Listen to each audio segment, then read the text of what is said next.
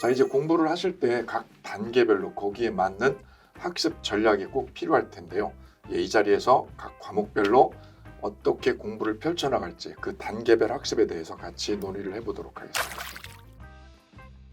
1차만 하겠다 이런 시점에 대한 선택을 저 개인적으로는 9월 이후에 해야 된다고 저는 생각을 해요. 1차만 하는 건. 왜냐하면 동차로 계속 끌고 가시다가 1차만 하시는 거는 9월, 10월 두 달이면 해치우기도 남으세요. 민법계로는. 그 선택은 9월달 한 달, 10월달 한 달, 두 달이면 넘친다는 거예요. 저도 실제 강의를 해보면 8월에 오셔가지고 1차만 하셔서 80점 이상 가시는 분들 너무 많으세요. 그러니까 1차만 할 거냐에 대한 고민은 7월달 이전에는 절대 할 필요가 없다는 거죠. 부가적으로 더 말씀할 게 있을까요? 그렇게 의사결정을 하는 게 중간에 치르는 모의고사 때문이거든요. 그 모의고사는 훈련의 과정입니다. 이제 출제 성향이나 난이도가 좀 일정치 않을 수 있습니다. 그런데 그 결과를 가지고 공부가 안 돼 있으니까 2차를 포기하겠다 이렇게 의사결정하는 것은 좋은 방법은 아닌 것 같아요. 모의고사 점수에 휘둘리지 마시고 훈련의 과정이니까 꾸준하게 해 가시다가 8월 말 9월 달에도 그때는 본인이 가장 잘 알 수 있을 거예요. 지금 이 시점에서 내가 1차만 해야 될 건지 동차할까인지 판단할 수 있기 때문에 그때 가서 결정하는 게 좋지 않을까라고 말씀드립니다. 2차를 언제 놓느냐 마느냐 그 결정은 9말 10초라는 거죠. 9월 말이나 10월 초라는 거예요. 9말 10초라는 거를 머릿속에 새기시고 그 시점에 결정하는 거지. 그 전에는 다 연습 과정이다. 모의고사도 연습이고 연습한 거 가지고 내 실력을 그대로 평가하는 거는 합리적이 않다는 말씀을 드립니다. 공인중개사는 할카스! 1월 달에 기본 이론은 전개를 했고요. 이제 2, 3월에 개념 완성 단계로 넘어가게 되는데요. 자, 이 지금에서 필요한 학습 포인트. 자, 먼저 학개론에 대해서 말씀해 주시겠습니다. 예. 부동산 학개론은 1월 달에 이제 여러분 수업 들으셨던 것 중에 1편은 사실은 용어 정리니까 따로 복습은 요하지 않은 파트입니다. 제가 수업 시간에 말씀드렸던 것처럼 조금 잊어먹는 건 잊어먹기 가볍게 두시고 2편 경제론 파트가 여러분 공부했던 것처럼 기본 개념과 그래프, 분수, 이 기울기 이런 개념이 지금 등장하거든요. 그래서 이 개념들이 3편 시장론에도 4편 부동산 정책론 접목이 됩니다. 그래서 1월 달에 공부했던 것 중에 가장 핵심이 되는 게 2편 경제론이기 때문에 경제론에 대해서는 복습이 꼭 필요하거든요. 그래서 학원 수업 들으시니까 이후에 이제 별도로 동영상 강의를 한 번 더 보시는 방법도 있고 그 책 가지고 정리를 하는 방법이 있을 겁니다. 그렇게 해주셔야만 3월 달에 학습량을 좀 늘려가거든요. 늘려가고 좀 한 단계 수준 높은 내용들을 만나게 되는 거니까 이제 2월 달에 진행이 되는 5편이 부동산 투자론이 되잖아요. 투자론이 출제 빈도가 높고 계산 문제가 꼭 3문제 정도로 나옵니다. 그래서 이게 전부 다 응용돼서 물어보는 거니까 계산 문제는 우리가 차후에 이론이 좀 완성이 될 때 연습을 한다 치더라도 개념 정리가 필요한 겁니다. 그래서 그 투자론에 좀 복습을 좀 해주실 필요가 있고 5편 내용이 6편 부동산 금융론에도 일부 접목이 되고 8편 평가론에도 접목이 돼요. 그래서 5편 2월 달에 학습하는 것 중에는 5편이 그만큼 중요하다. 이렇게 주지를 하실 필요가 있겠습니다. 그래서 5편 복습이 꼭 필요한 것이고 두 가지 분야만 집중해서 보셔도 큰 어려움은 없어 보여요. 그래서 지금 시점에서는 2편 경제론 그리고 5편의 투자론을 주력을 해서 복습을 좀 해주십사라는 당부를 꼭 좀 드리도록 하겠습니다. 네, 이어서 공법 과목 학습 팁 좀 주실까요? 일단은 1차 과목을 위주로 공부를 하시되 이런 말을 들으면 가끔 2차는 나중에 해도 된다고 생각하시는데 수업은 반드시 들어주셔야 됩니다. 자기 공부 시간에는 1차 과목 위주로 그리고 공법에 한정해서 말씀드리자면 국토의 계획 및 이용에 관한 법률 첫 번째 나오는 법률입니다.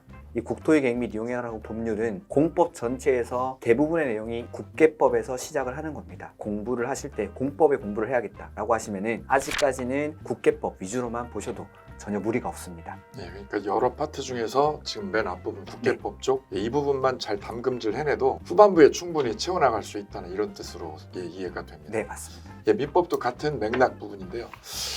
개념 완성 단계에서는 이제 큰 틀에다가 거기다 항목별로 이렇게 세팅을 하는 거예요. 내용을 콘텐츠를 넣는 거니까 이제 복습을 좀 더 꼼꼼하게 해주셔야 됩니다. 민법 과목은 이때 완성이 되세요. 그래서 저는 개인적으로 기본 이론 단계에서는 민법의 틀만요. 큰 틀만 구조만 세웠다면 3, 4월에 개념 완성 단계에서 주요한 법이론들이 자리를 딱딱 잡아나가거든요. 그 시점에 꼭 해야 될 게 뭐냐면 기출문제를 그때 완성하는 거예요. 그 시점에는 기출문제집을 갖다 놓고 이론 공부하셨던 거를 바로 연결하는 작업을 그때 하시면 효과적입니다. 그래서 저희 민법 과목의 경우에는 3, 4월에 기출문제를 꼭 반드시 연계학습하시는 것을 추천드립니다. 구독, 좋아요! 이게 이제 공부를 실제 수험생들이 하다 보면 1차 과목, 2차 과목 그리고 각 과목별로 나한텐 저 과목은 딱 맞아. 저 과목은 나하고 좀 그런 것 같아. 수험생 입장에서는 어느 걸 너무 등한시하는 전략은 매우 위험하거든요. 그 주의할 부분 몇 가지 같이 논의를 해보도록 하겠습니다. 저 민법 과목이 분량도 좀 있고 그다음에 법학을 안 하신 분들이 대다수이다 보니 어려운 부분이 있을 수밖에 없어요. 그때 이 부분 어떻게 해결해 나가느냐, 이 부분 제 팁을 드리면 주말에 토요일하고 일요일을 어떻게 쓰느냐가 매우 중요합니다. 그때 민법하고 개론은 반드시 보충한다는 거죠. 예, 이 부분 좀 개론 교수님도 말씀할 부분이 있을 것 같습니다. 늘 공통이에요. 앞에서 말씀드렸습니다만 2편, 5편을 빠른 시간 내에 정리를 못하게 되면 다른 파트를 볼 수 있는 시간적 여유가 안 돼요. 발목을 잡힌다는 얘기죠. 그러니까 이게 이렇게 말씀드리는 건 시간이 한정이 되어 있기 때문에 복습할 거 안 할 거 좀 가려서 가자라고 지금 말씀을 드리는 겁니다. 예, 민법도 2편하고 3편입니다. 2편 물권법 그리고 3편 계약법. 이 부분은 절대적으로 복습하고 자기가 공부로 채워서 해결이 돼야 되는 부분이에요. 그래서 3, 4월에 죽어도 뒤로 미루면 안 되는 파트가 이 파트입니다. 그래서 반드시 3, 4월의 직면에서는 이 부분 물권법하고 계약법 이 두 파트만은 주말에도 이 부분은 계속 봐주시고 6월, 7월, 8월에 이 두 파트를 단단하게 해놓으신 분은 안정적으로 2차 과목도 치고 나갈 힘이 생기세요. 그러니까 매우 중요한 전략적 요충지가 바로 이 부분이라고 말씀을 드립니다. 이어서 2차 과목 공법에 대해서도 좀 짚어드리겠습니다. 공법 안에는 6개의 법률이 있습니다. 국토의 계획 및 이용에 관한 법률, 도시개발법, 도시 및 주거환경 정비법, 그다음에 건축법, 주택법, 농지법이 있는데 나는 이 과목은 버리고 나머지 3개의 법률만 공부를 했다라고 하시는 분들이 되게 많습니다. 양이 많다 보니까 선택을 하시는 것 같은데 상당히 위험한 방법이고 꽈락의 지름길입니다. 정비법의 도시 및 주거환경 정비법의 특정 부분을 버리는 건 상관이 없습니다. 전 범위를 똑같은 비중으로 이렇게 끝까지 가져갈 수는 없어요. 처음부터 끝까지 가져가는 건 아니고요. 지금 말씀드리고자 하는 핵심이 어느 시점에서는 더 집중할 부분이 있거든요. 근데 아예 처음부터 특정 파트를 버리고 가는 거는 이거는 지양해야 된다 이런 뜻입니다. 네. 손을 내려놓더라도 어느 시점 이후에 내려놓는 거지 아예 처음부터 버리고 간다 이건 아니라는 거지. 그 중에서도 반드시 시험이 나오거나 아니면은 조금 상대적으로 쉬운 부분이 있는데 그런 부분들은 여러분들이 잡고 가셔야 된다라는 겁니다. 그리고 공법 공부에서는 일단 무조건 국토의 계획 및 이용에 관한 법률에서는 전 범위를 반드시 꼼꼼하게 공부를 해주셔야 됩니다. 이게 공부의 시작이고 이게 돼야 나머지 개발법과 정비법도 여러분들이 좀 더 수월하게 공부를 할 수 있습니다. 공인중개사는 할카스! 자, 이어서 2차만 준비하시는 수험생들이 계시거든요. 그분들을 위한 팁 같이 논의를 해보도록 하겠습니다. 제일 중요한 건 빨리 시작하는 것 같습니다. 가끔씩 보면은 저는 2차만 해도 돼서 한 5월달, 7월달에 시작을 했는데 뭘 봐야 할까요? 라고 질문을 하시는 분들이 있는데 상당히 위험한 그렇죠. 분들 같습니다. 공부를 열심히 하는 게 답입니다. 근데 열심히만 하는 것보다 좀 효과적으로, 효율적으로 이렇게 전략을 구사하는 방법을 제 개인적으로 말씀을 드리자면 공법은 매일 하는 거예요. 매일 공법, 매공이죠. 매공. 그걸 매일 하는 게 어려운 거죠. 첫 번째 팁은 매일 공법을 공부하는 거고 두 번째 팁은 저는 개인적으로 중개사법을 조기에 이른 시점에 한번 빨리 끝내주시는 것을 추천드립니다. 그러면 중개사법이 안정을 가져가면서 다른 과목에도 편안함을 주거든요. 흔들리지 않는 편안함이 여기서 딱 생기세요. 그래서 개인적으로는 공법은 매일 하는 전략으로 쭉 끌고 가시고 중개사법은 2월이나 3월쯤에 한번 한 달 동안 여기에 미치는 거죠. 한 달 동안 중개사법에 딱 미쳐서 75점, 80점 이 수준을 갖다 놓는 거죠. 그러면 2차 과목을 편안하게 할 수 있고 후반부에 6월 이후에 저 해외여행도 좀 갔다 오셔도 충분한 시간이 만들어지실 거라고 저는 생각을 합니다. 2차만 하시는 분들은 시간이 어느 정도 여유가 있기 때문에 충분한 시간 배분을 하셔가지고 교수님 말씀하신 거 그리고 초반에 공법은 국계법 위주로 공부를 하시면서 그런 득점을 할 수 있도록 안정적으로 합격할 수 있도록 그런 전략을 짜시는 게 좋을 것 같습니다.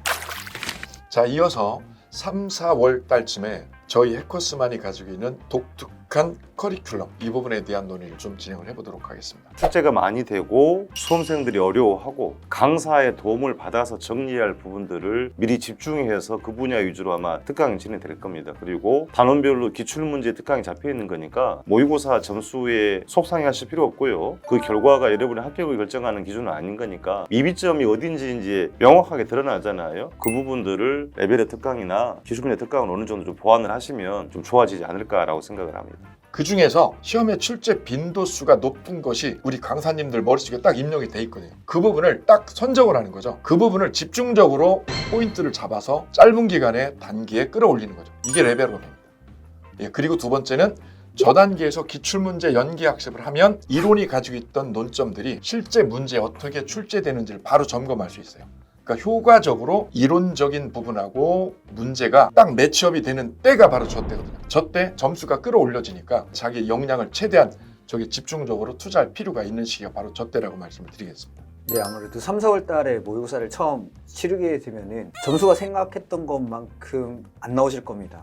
거기에서 되게 많이 좌절을 하고 하시는데 저희 시험은 합격과 불합격으로 나뉘는 게 아니라 합격과 포기로 나뉜다고 생각합니다. 모의고사 점수에 너무 신경 쓰지 마시고 3, 4월 달까지는 이제 이론 과정인데 문제를 푸는 것도 요령이 필요하고 기술이 필요한데 아직 그 연습이 안 된 단계이기 때문에 8월 이전의 모의고사 점수는 별로 의미 없는 점수가 아닌가라고 생각을 합니다. 그래서 3, 4월 달 이론 강의 들으시고 4월 달부터 아마 레벨 특강이 과목별로 시작이 될 텐데 그 과정에서 교수님들 말씀하셨지만 아직 빈출되는 부분들 위주로 여러분들이 1, 2월, 3, 4월 아니면 길게는 11월, 12월까지 이론 정리했던 내용들 쭉 펼쳐져 있는 내용들을 한번 싹 정리하는 시기라고 생각을 하시면 될 겁니다. 그 전반기 특강, 그 다음에 기출 특강을 통해서 내가 배웠던 내용들, 이론으로 배웠던 내용을 문제에 적응시켜가는 과정이라고 생각을 하시면 될 것 같습니다. 그런 식으로 문제에 점점 적응을 해 나가신다면 반드시 7월, 8월 달 이후에는 목표하신 점수가 나올지 않을까 생각을 합니다.